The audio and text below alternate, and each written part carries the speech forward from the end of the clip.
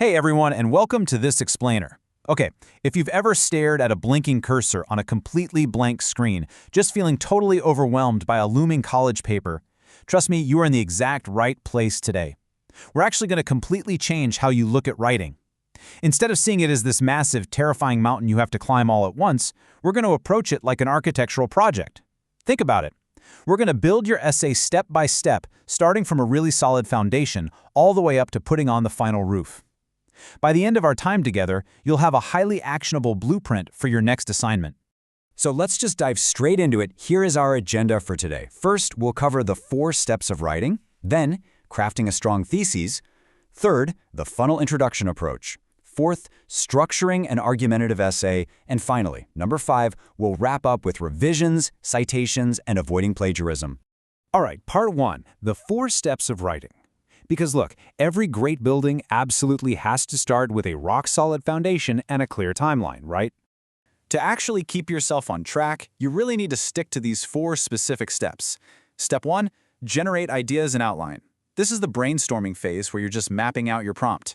Then you hit step 2, write the first draft. The goal here, just get the words on the page. Do not worry about perfection at this point. Okay, step 3 is revise. This is where you gather feedback, maybe from a peer or tutor, and really refine those core arguments. And finally, step 4, edit and finalize.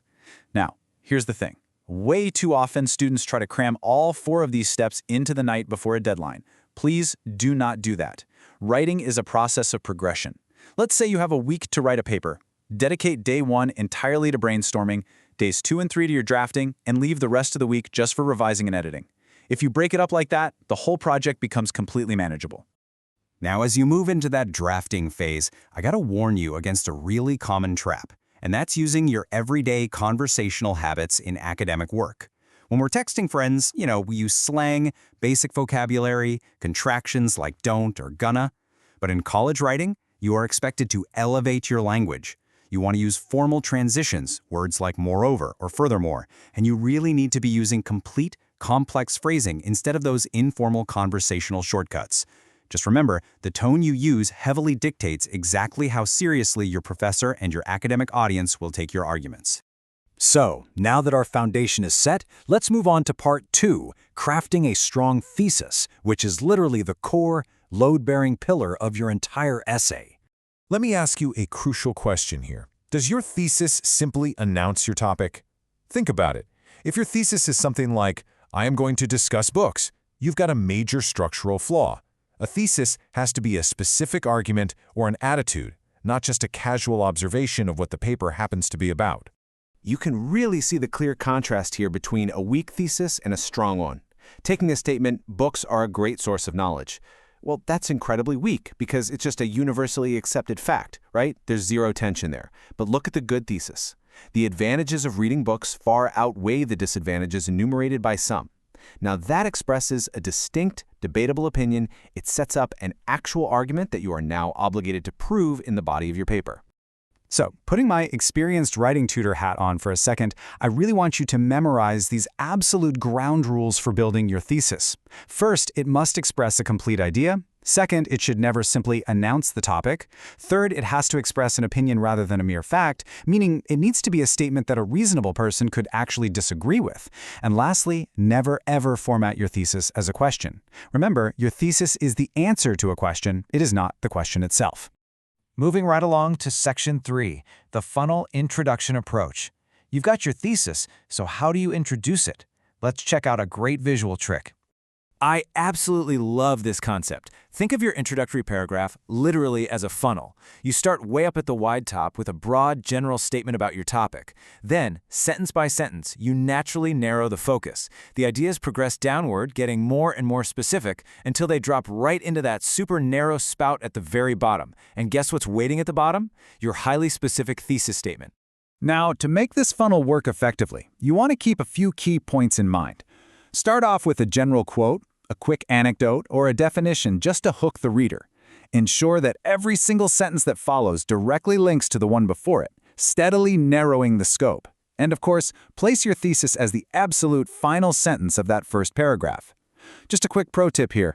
Avoid repeating the same meanings in different words just to pad your word count. Oh, and please, avoid going too far back historically. we really don't need to start a paper about modern technology with, "Since the dawn of time, man has used tools." Let's keep it relevant.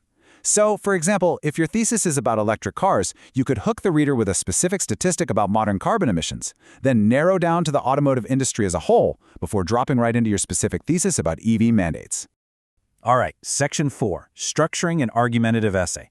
Now that our introductory funnel is built, let's look at the blueprint for the most common paper you'll write in college. Let's map out how this actually builds from top to bottom. You start with that funnel introduction we just talked about, ending right on your thesis statement. Then you construct your body paragraphs, and notice how each body paragraph is built the exact same way, a really clear topic sentence followed immediately by supporting statements and evidence. But here is the secret weapon of a fantastic argumentative essay, the refutation paragraph. Right before you conclude, you dedicate an entire paragraph to acknowledging the opposing viewpoint, and then you systematically dismantle it. Doing that proves your academic architecture is totally bulletproof.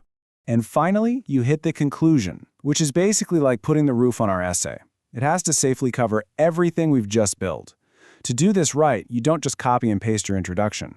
Instead, you reassert your original argument using different phrasing, you briefly restate the main points you successfully proved in the body paragraphs, and you leave the reader with a final observation, opinion, or suggestion. Okay, Part 5, Revisions, Citations, and Plagiarism. The building is fully constructed, but we're not done yet. It's time for the final inspection.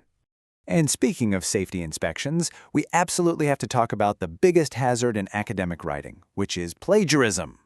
Guys, plagiarism is literally literary theft. It's using someone else's ideas, processes, or words and passing off their work as your own without proper acknowledgement.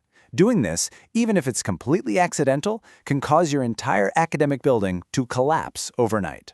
Fortunately, there are some really easy lifelines to ensure you stay structurally sound.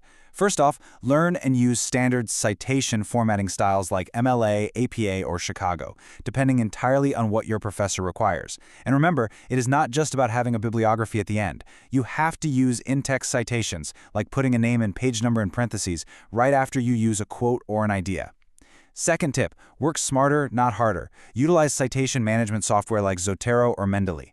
These are free digital tools that will effortlessly track your research and format your bibliographies for you. It'll save you hours of stress and basically protect you from accidental theft. So the crucial takeaway here is making sure everything is absolutely perfect before you hit submit. Here is your final summary checklist for proofreading. Honestly, read your paper out loud. Ask yourself, is the content truly focused on the thesis? Are the paragraphs logically linked together, or do you have these abrupt transitions that are just going to confuse the reader?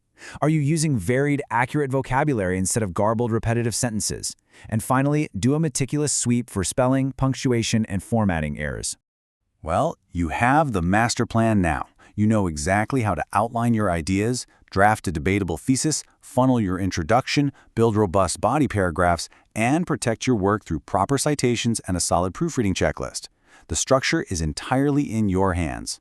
So, now that you have the blueprint, what topic are you going to build your next essay around?